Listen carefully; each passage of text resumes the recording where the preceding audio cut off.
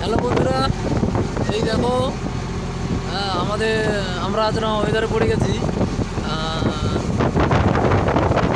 সমুদ্রে সমুদ্র পুরো সাদা হয়ে গেছে। দেখো, এই সাদা হওয়ার একটাই কারণ কি, প্রচুর ঢেউ, বড় বড় ঢেউ হচ্ছে।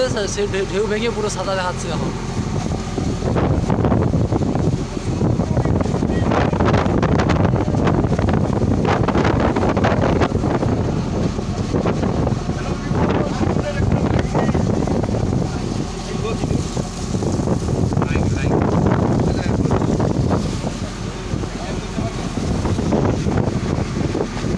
আমাদের হলটে মাছ এসেছে, সেই মাছগুলো আমরা পড়তে বসেছি। আর পড়তে করার পর আমরা স্টোরি করবো। এই দেখো, তোমরা সবাই সমুদ্রে মাছ ধরে থাকো। অনেক বন্ধু আমার মনে করে যে মাছ সমুদ্রে যে বড় ঢেউ হয়, সেই বন্ধুদেরকে বলবো যে তোমরা দেখো ঢেউ হয় কি না হয়। এই দেখো না, আর যখন সমুদ্র এই যে পুরো যে সাদা হয়ে যাচ্ছে, এই সাদা থাকে না। এই মাঝে সাদা যেটা হচ্ছে, এগুলো সাদা থাকে না।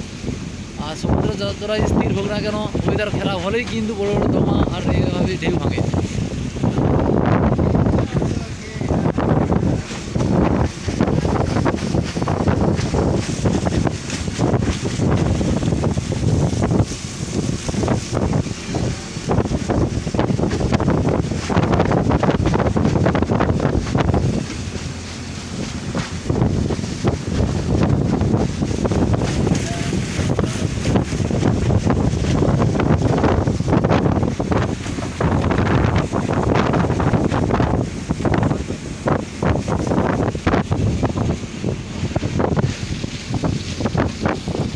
সামনে দুর্গা পুজো, আজকে শুক্রবার, আর বেশি দিন বাকি নেই। আমরা ফিল্ডে আছি, আর ওয়েদার পড়ে গেছে।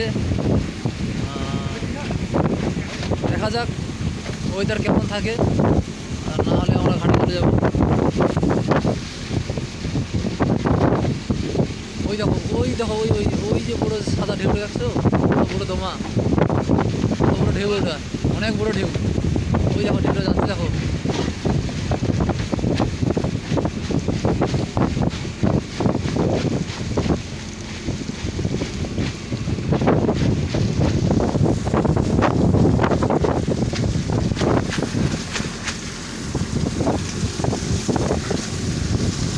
এগুলো আমাদের মাছ।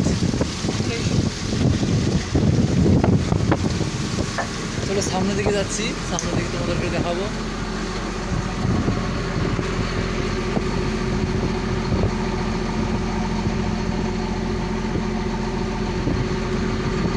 জালটাকে ভালো করে গুছিয়ে নিচ্ছি, কারণ রোলিংয়ে এদিক ওদিক গড়বে জালটা, যাতে না পড়ে যায়। একজন দাদা ছাদে উঠেছে, ওই সে জিনিসপত্রগুলো বাঁধছে ভালো করে।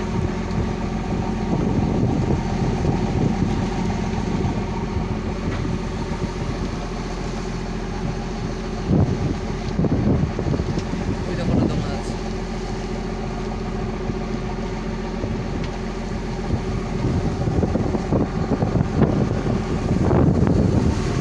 চলো বন্ধুরা, আজকে এই পর্যন্ত।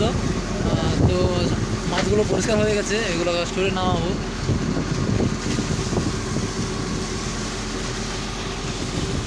তো ভিডিওগুলো যদি ভালো লেগে থাকে, তো ভাইটাকে লাইক, শেয়ার, কমেন্ট ও সাবস্ক্রাইব করে সাহায্য করবে।